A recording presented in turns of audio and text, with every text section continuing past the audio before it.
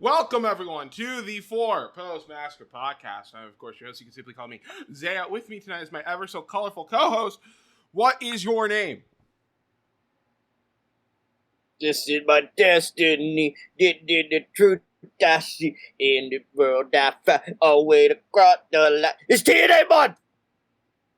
It's like we had a prologue like 2 weeks ago, and now it's actually TNA Month. Thanks, Carol. Oh, and the man across the line. It's your boy, Sonny Sticky. Sunny Icky. Because Sticky Icky, and then Siaki. Uh-huh.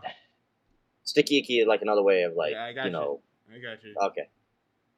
When am I ever going to do Sonny Siaki again? Introducing someone who is not so sticky icky. We got Charles joining us yet again. Carl. I questioned the Avs name already. Charles, with this appearance, you are now tied for second place, actually, for the 2025 season. For second place with Hit Kid and Sean Walsh, which is actually impressive. But where is he in the overall? This is Charles' 12th appearance on this show, so he just passed CJ in terms of overall appearances. Wow. Too bad that's going to get tied because CJ's back next week. You weren't supposed to, dude. That was fucking. What? You weren't supposed to spoil it until the show. Until we run down the next show. Oh. Well, I just said it anyway, so I think it matters now. Well, whatever. They won't remember. We won't remember. I've got to edit this show.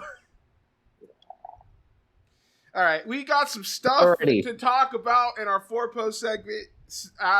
Four-post massacre segment, as always.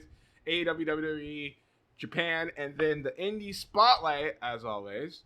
And then in our retro review, we'll be talking about TNA Bound for Glory 2005, the first in TNA's illustrious history. I can't believe we've done this show for as long as we've done it with the classic reviews. And we've done 06, 07, 08, 09, 2010. But never the first one. We never the first one. That's crazy. Well, we're doing it, and we'll be talking about it.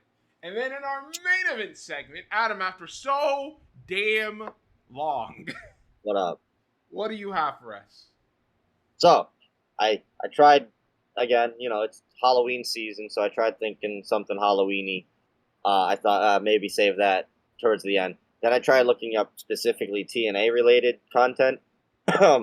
There's not a lot of it unless it's about women. Shocker. So instead, I'm just doing something completely off topic. It is going to be a tournament. I've been trying to do a Vibes tournament for a long time, but Sahai don't want to fuck with me. But I found someone who made that Vibes tournament finally a reality. And you'll find out what that means in our main event. Curious. I don't know why I said Curry. But I'm curious on what that can mean. Chef Curry, actually. 3-pointer. But we're getting into it now. Let's start Four Post Massacre segment right now. AEW just had Dynamite 2.5 hour 6. It's happening again. Special. Why is it happening again? Why is what happening again? The Dynamite on Wednesday is also 2.5 hours. Dynamite on Tuesday is also 2.5 hours. Sorry, on Tuesday is also 2.5 hours. Yes, it will, because that will be titled AEW Homecoming Title Tuesday. With 2 title matches. 2 title matches. TBS Championship Open Challenge for any local Floridian in the area that wants to challenge Mercedes for the belt. The rumor right now is Izzy. Wonderful. That's because great. Everyone has put together that it would be 10 years to the date or something close to it of when she made her cry. She is a local wrestler in the Florida scene. She's, I think, 19 or something, so she can be on TV. And I highly doubt she. Tony Khan loves bullshit like this. What are you going to say, Charles? I was gonna say I highly doubt that. It'd be easy. Why? Who else is it going to be unless it's just a schmuck? Because who's a Florida person? Be. That's all it's gonna be, and then. How many times has this been said? How many times has this been said, and it's gone in a different direction?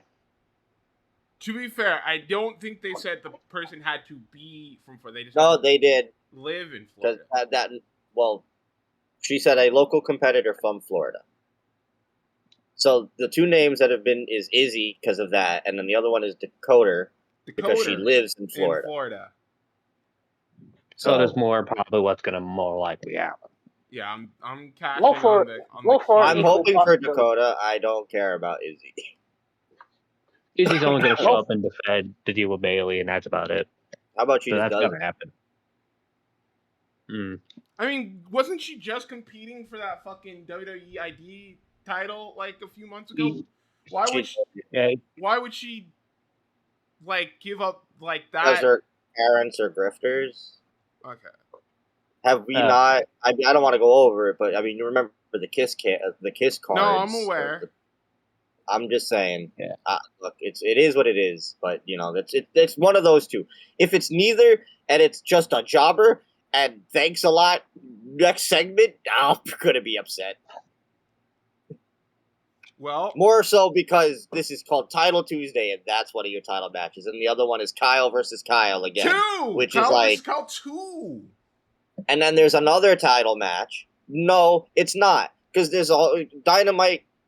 Don's all like tag titles. Takeshita and Okada, you're gonna team up, and Takeshi's all like, it's double. What the fuck, bro? It's double. But double Jeopardy which did not become a thing until Saturday. So until Saturday, everybody was like, "Is this a title match? Is this just a tag match? What's happening?" Now it's double Jeopardy, where if Bandito or Brody get the pin, they get a shot at Okada.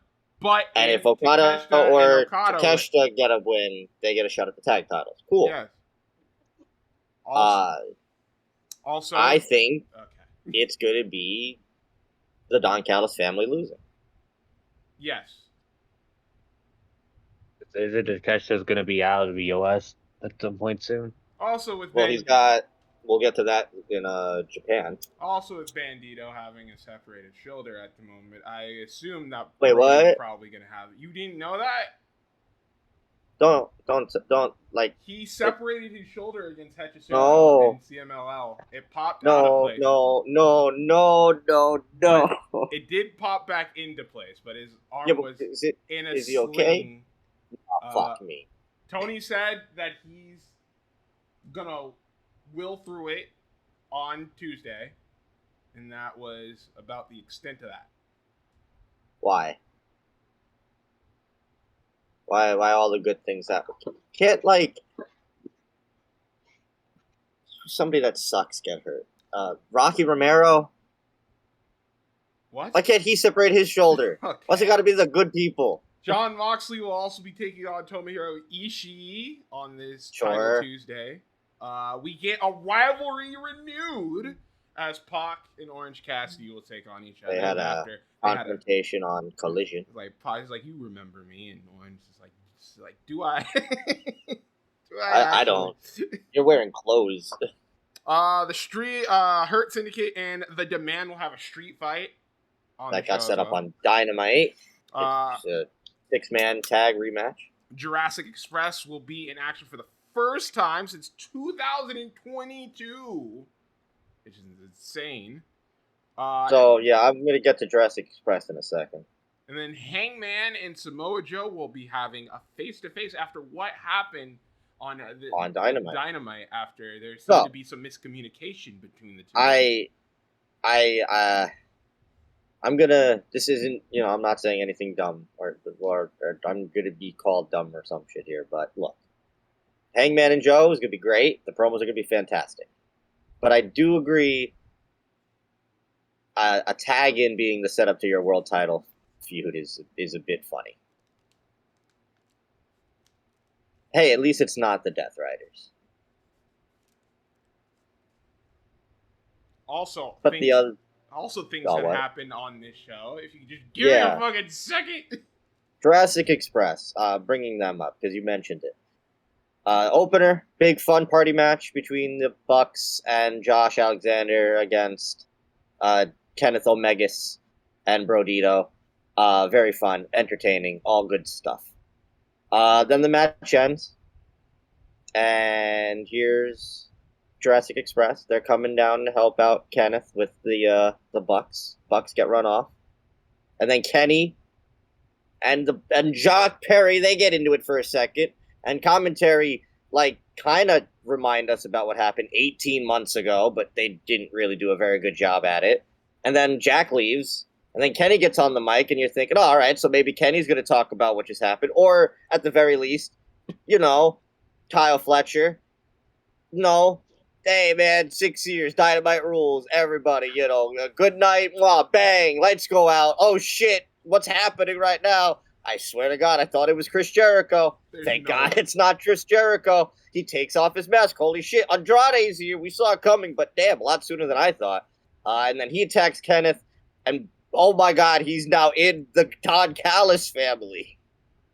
And that wouldn't be the only member to join, as El Clon would end up joining later on as well. And now this group is just fucking 10,000 people strong. I was gonna say something, dude. About that, Kenny was getting attacked by Josh Alexander. The Bucks didn't even want to attack Kenny, so I'm guessing they're sending out the Bucks turn to face at some point. I think the Bucks are totally gonna be turning face sooner than later. For the Jack Jungle Express match for that then. So, where does anybody want to start? The Andrade of it, Jack Perry and Kenny not addressing Kyle Fletcher. How many people are going to be joining this group? Anybody have any points? Zahaya, Char? You walked over all my points. Well, I just set up everything. Yeah, okay. Yeah, but what are your? I was gonna say. What are your thoughts? If we're gonna be useful for a second, Andrade decided to go at Dave Meltzer on Twitter. Oh God! No surprise, wrestler going at Dave Meltzer on Twitter. Must be a day that ends in Y. It wouldn't have had to if Meltzer didn't fucking sling out the Andrade hate party as soon as he was on television again. And then it's not like Twitter users. I mean, I'm gonna be fair. Andrade don't help himself at points either. But I mean, to each his own. Yeah, but the thing is, this wasn't even him calling him out for It was like, oh, there's better people in wrestling there that are more, useful. You got Rocky Romero. He made the calls that he was fired because of wellness violation issues, which he himself and others have stated that is not true, and then has doubled down saying, well, he's a good wrestler, but he has all of these other issues, so why even take the fucking chance of calling it back? And it's like, there's obviously a reason why they wanted him back in the first place. And that reason was because publicly saying that he was okay with him coming back. They wanted, Andrade didn't burn the. Go ahead. They wanted to start building more to the Mexican market, the Mexican wrestling market, and so they're trying to bring in all these big luchadors. And right now, there's not many a bigger named talent luchadors than Andrade. So bringing him in makes a whole lot of sense from a business standpoint.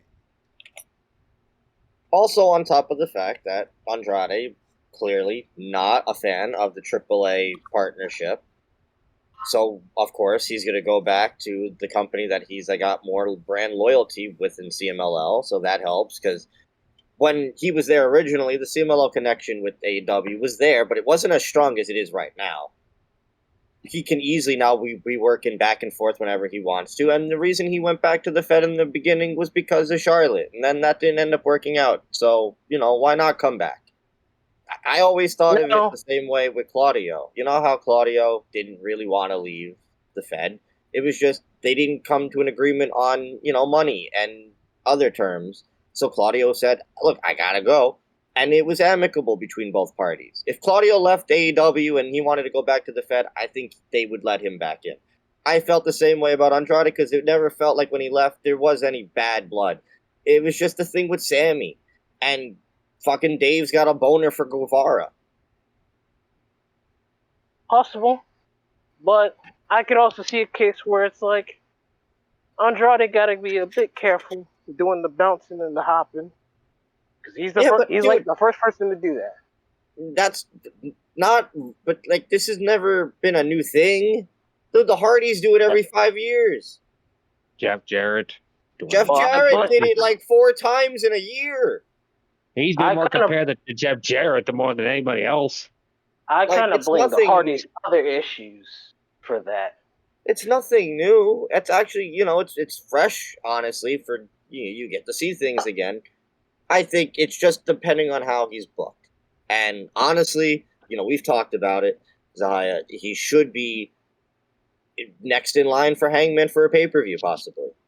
Fucking Seth has been in that company for like 13 years at this point. 13 fucking years. You imagine back in the day anybody spending that long in one particular company? Oh, like in the 90s and shit? Or like even the territory times? Yeah, no, it's impossible. Yeah. No. Unless you were the guy, unless you were like Bruno fucking Sammartino, you weren't leaving. But that's kind of like everybody's like so comfortable. And now you get guys thankfully with AEW, people have more than one choice. So it's like, maybe I want to go dip my toe somewhere else. And even, with TNA having more prominence nowadays, it's like there is more. New Japan, or like I think people were just so comfortable. It's like WWE was the only place. So you can only be here. How dare you leave and go somewhere else? But now people just go wherever they want to go, because why not? Hey, look, it's on the wrestlers to make these decisions and to really change things if they want to. If they don't want to change things, nothing will change. So I was going to say this. How was their judgment on Andrade? How was their judgment? Well, other things that at that point. Other things that happened on this show: Tony Storm, Chris Statlander had a segment lying in the ring, broke it up by the spooky women. Spooky bitches. FTR and Jet Speed are still fucking feuding for the... And Willow's involved. And Willow is involved for Beth. And so we needed a woman, like you said, and they got one. Megan Bain came out, helped out FTR and Stoke. And now we will have a mixed tag team match between Jet Speed and Willow against FTR and Megan Bain. I believe that's on Collision. So this is only temporary until Copeland comes back. Since Christian just disappeared on the face of the earth now. No. He Adam Copeland again on the initial website. The Cope is over. Cope is over. And also, so are those rumors of him going back to WWE. So anybody who thought that was real was stupid. Yeah. Also, Eddie. I was gonna get back to it quick. Back to that freaking Kenny thing. So we just real quick. So you just completely ignore Kyle Fletcher? Should we just move on like that never happened? I do think, their reasoning, which is dumb, is TK doesn't think Kenny is in the capable to put on the match that he wants Kenny and Kyle to have. Or at least... Bitch, you ain't going to have many more... Again, that's what's being reported. It's not... No confirmation. Look, either way, him not to mention it at all is just strange. Just like, we're just going to move on like that never happened? Like, okay. Let's continue. That's all I wanted to say. Also, on Collision, Eddie Kingston and the Beast Mortos. Caster and Bowens will still team together against Big Bill and Brian Keith. Ty J will be on that show. Kota Ibushi and Josh Alexander fight, I believe, for the first time ever on Collision. And it's Ibushi's debut for Collision. And in-ring debut. He came back on Collision. Oh, in-ring debut on Collision. And then a trios match between Tony Storm, Chris Statlander, and Harley Cameron against the Triangle of Madness. As we still try to figure out who exactly is going to be in this Blood and Guts match. Well, we've got until November 12th, so we've got plenty of time. Besides, we know Jamie Hayter's obvious in the Triangle of Madness. But Think about it. that's about it for AEW, which means we can move on over. Oh, before you conclude, there was an interview that a certain somebody had where he admitted to wanting to leave the company for a long minute. Ricochet had an interview with Ariel Helwani where he kind of admitted, yeah, I'm done. I was done with WWE for like a hot minute. Wasn't that like 3 weeks ago? This is wild. Well, I didn't know the interview. I didn't know that interview had came out already. So Yeah, that came out that got popped up on the feed. a long while ago. But I think that's about it for AEW. Fed, Adam. Fed's got stuff. We got pay-per-view this weekend. This NXT TNA shit. Oh, I'll get to that after the Crown Jewel. But they did have one match. Oh, new yeah, match. I was trying to remember what is the name of the show that is happening. Crown Jewel Crown is Jewel. happening this weekend. In fucking Australia? Australia. Uh-huh. Yeah. Don't you like Australia? I'm fine with Australia. Yeah, Why is it called Crown Australia. Jewel? Okay, so Crown Jewel last year was in Saudi Arabia. As usual. Yes. It's not this year. Okay. But they wanted to do Crown Jewel because they're still keeping the gimmick of champion versus champion to see who is the ultimate champion. And the winner gets a ring, not a title belt. They get to take a picture with the title belt, but then that has to go back to the Hall of Fame or whatever museum that's in Saudi Arabia. And the winner gets a ring. So Cody and Seth are fighting, and we've completely derailed the entire Seth and Punk and AJ stuff for like an entire month because we have to do this. They did this last year, right? Where it was like everybody was doing some shit, and then they stalled it for like a few weeks so they could do this stupid who is the best world champion, which is fucking stupid, by the way, is that you have to find out who's the best world champion. Like, the world champion is the world champion. Like, that should be undisputed, like the fucking number one. I think Lance Storm just fucking talked about this. If you have more than one undisputed guy of the company, then what are we fighting for at this point?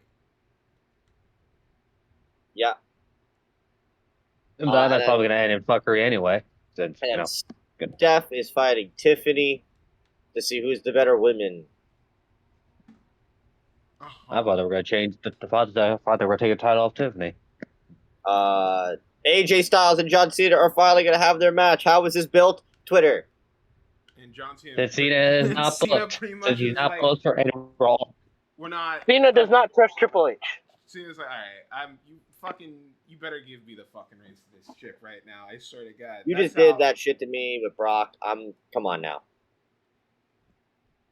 And AJ's been at least trying to build it, but he's also doing his own thing on Raw. So, like, whatever. With the Americanos. I'm excited to see what happens. Bronson and Roman in an Australian street fight. Well, this is an easy Roman victory. Bronson Reed, that is, not Breaker. What?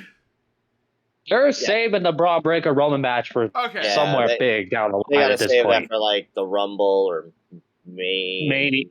What is the fact that? What is the point of saving that? No. Hold on. One at a time. Roman's direction right now, because War Games. Well, there's gotta be. There's always a War Games. Oh well, the direction is probably Bronson at Mania. He wants to fight Bronson. Oh, Breaker. Well, he wants to fuck up the division to get to Seth. So basically, you go through one and then say which the is other. why I think it's Seth and Roman at Mania because Cody's going to fight. But you just said that it's Bronson and him. It's Bronson and Roman at this show. Yeah. He just beat Bronson at the last show. Well, it was a tag match, I think, right? No, the tag match happened at SummerSlam. Paris. And they won. Flash in Paris. and they won that match too. I mean, they only have 5 guys, dude. Why do they keep treating Roman like he's the like it worked when he was the tribal chief because he had the title. All right, that was the guy that you wanted, despite the fact that he was always. Yeah, but now he's the OTC. But what is that? Why does that have any relevance to what's happening? Because he's trying to feud with Division. The most interesting thing is the most interesting thing he's doing is manipulating Jay into turning into the dark side. That's the most interesting thing he's doing. I think it's a double turn. I think Jimmy's going to turn on both of them. To join the Why? Well, for one, Jimmy. Well, one, don't turn Jay heel. That's stupid. The company of Martinez and Jay more going heel. He kind of needs it right now. And then no, I mean that crowd love him. He still sells money. There's no reason for it. And then 2, Jimmy turn anybody heel. It's the WWE. Jimmy has no direction, so he should. It's the WWE. When haven't they done a heel turn against the grain? Nowadays, because they care about money. Okay, so what about that Cena heel turn? The Cena thing is a whole different mess. And you don't think they won't fuck this up with Jay and have him turn heel? I think it's a swerve. They'll probably get the Rafa or Rikishi if they fuck that one up. Jimmy's the one who needs to benefit here because that motherfucker has nothing. Man, they don't care about Jimmy Uso. But look, I mean, this is all just fluff until War Games because it's War Game season and we need a War Games.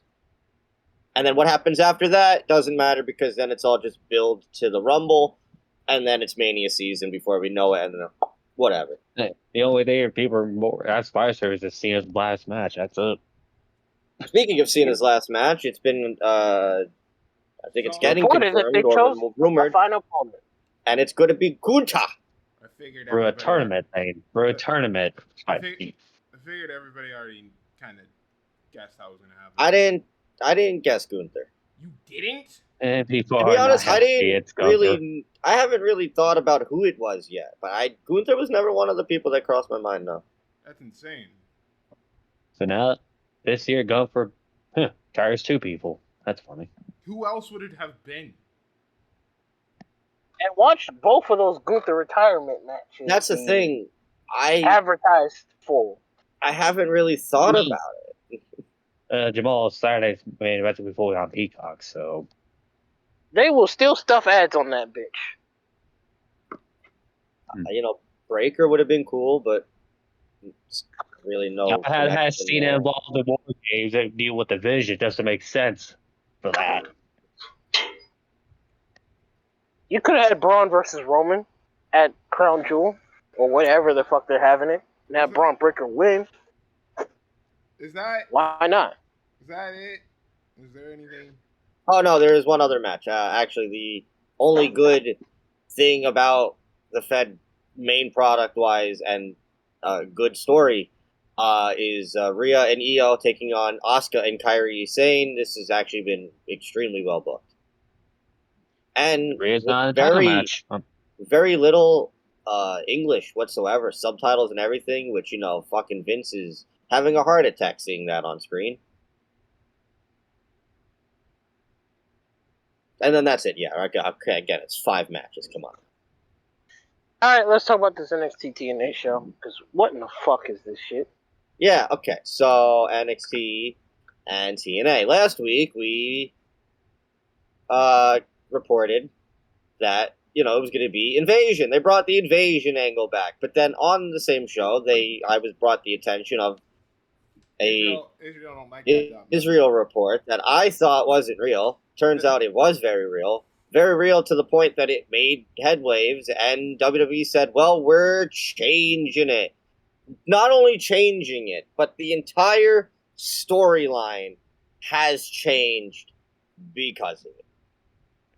What originally was an Invasion angle has now become a showdown, and as Santino Marella said on NXT this past week, there's never been an Invasion because the companies have been working together so well for years now. It's more of a who's better competition. So then we're just going to fully ignore how that whole TNA roster showed up. Yep.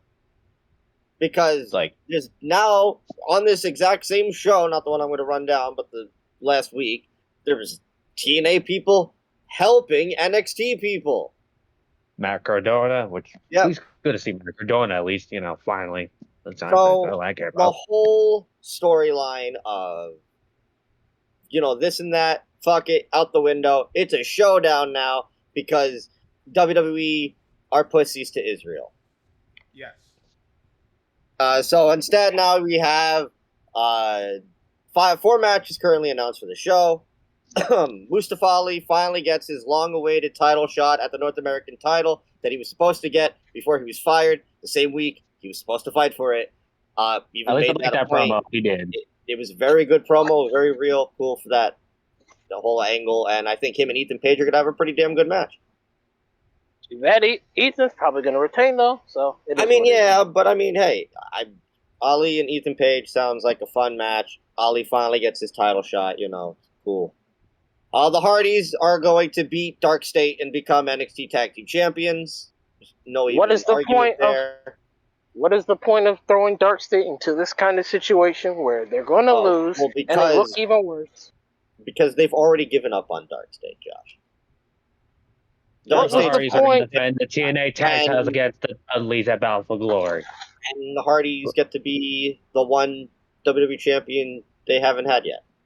Oh, they made this group attack the NXT World Champion, Javon Evans, attack multiple people, all this build-up, they got Ava hurt. For what? Nothing. A waste of time. You got a dude in there named Saquon Sugars. What are we doing? Who doesn't wrestle? Who never wrestles? Lucky Ali never wrestles, and he's the best one. And then that's not even the match that annoys me the most. And then your Survivor Series matches. I'll do the men's one because it's less annoying. Team NXT of Javon, Miles, Ricky, and Trick. Makes sense. Trick, why would they trust Trick to be on Team TNA? Fair enough. And then Team TNA. We'll go back to that in the women's title match. Yeah. In the women's match. Team TNA, Moose, Santana, Leon, and you guessed it, Frank E. Kazarian. All Which makes sense. Which is kind of funny, considering the special referees now for the 2 matches, because yesterday, Joe Hendry got made the special referee for the men's match. Yes, because on NXT, Jordan is also special referee for the women's match, and Joe Hendry were told by both members of NXT and the TNA sides that, hey, man, you guys kind of play for both parties, so, we can't really trust you. So you're not going to be on the show. And they're like, we got to get on the show somehow. So now they're special guest referees. Whatever. Because Santino and Eva, which is they're going to play to the finish of the match. That's going to be the only thing to come out of these 2 matches. What side is Jordan and Joe Hendry on? I'm going to bet you $100, Charles. Nothing comes of it. They're just special referees. No, probably Jordan's probably something to come out of it. This whole story doesn't matter anymore, Charles. It doesn't matter. It's just another show to happen on a Tuesday now. Logistically, TNA should win the men's side at the very least, with Santana getting the winning pinfall. Logistically. Over Trick? Not over Trick, but at least he gets the winning pinfall. And then the women's side. So the women's... I think they're going to keep Oba off for a minute. The women's side is a lot more frustrating. The NXT side, pretty fair. Sol Ruka, current champion. Jada, they like her a lot. Lola, makes sense. And JC Jane, she's the champion. All right, that's all fair. This Team TNA, though. What is Team TNA? Team TNA consists of the current TNA Knockouts champion, Kalani Jordan, who just won the belt last week, who is a prominent NXT wrestler. Automatic red flag. JC Jane even said, "Why are you here?" So that's already a problem. The Inspiration, former WWE and NXT staples who just returned to Impact this past summer. Sure. I can't say about Tapins. And Mara stayed. Mara Shade, the former Jakara Jackson, who worked for NXT over the summer and then was let go and has just been in TNA for maybe a month and a half. Problem one. Why is Kalani in this match? Because she's the Wouldn't champion. she be a conflict of interest? Along with Jordan? Just like Trick? Why isn't she on the NXT side? Can't be like figure out the NXT champions. I guess they had to have both knockouts in the world. Why isn't Rosemary on this team? Nope. Why isn't Indy at least on here, who's fighting for the belt? And I'm not a big Indy person, but at least that would make sense. That's on the men's side. Why is Eric Young not on the Team TNA side? He's been out of the problem. Okay, you don't need Eric Young. I mean, the four men are at least prominently booked on TV, Charles. And I highly doubt Eric Young really wants to be anywhere near the company. I think Team TNA on the men's side is perfectly fine. It's the women that is just more frustrating because everyone is NXT. Women. Our former WWE stars. Case point of freaking inspiration. But yeah, that's the Showdown show this weekend. You mean your show, Adam? You mean tomorrow? Tomorrow. Your show, Adam. Your show frustrates me. And the funny, this show is before Bound for Glory. Before. The partnership. The partnership is great. We'll get to Bound for Glory in the spotlight, but that's it for the Fed. MJF taps out to Mystico, and this is what TNA gets. Lovely. Yeah, it's crazy. Why am I pulling a Zahaya on this situation? That means we headed. Well, speaking segue, Zahaya, take us over. What's going on in the land of the rising sun? Nothing. That's not true. King of Pro Wrestling is this weekend. I know it is. I wish there wasn't anything because Doki won the new IWGP Junior Heavyweight title. And I'm still not happy about it. I heard there was a lot of shenanigans. Bullshit. Yeah, fucking what a surprise. But yes, he's the new IWGP World Champion, IWGP Junior Heavyweight Champion, I should say. On that show, there were preview matches between Oscar and Shooter and Yuto Ice and Uemura on that show as well. So those were the big things on the the road to King of Pro Wrestling show. But Adam's right. King of Pro Wrestling is on the 13th of October this year. So we got quite the show, at least from on paper. We got a 6-man with not LIJ of Hiromu, Shingo, and Teton taking on War Dogs of Clark Connors, David Finlay, and Taiji Ishimori. That's an opener? That is the opener, yes. It's a great opener. Well, keeping the spirit running, keep it running. Sonata will take on Drilla Maloney in singles competition. I've heard that there's been a change to this. Is there?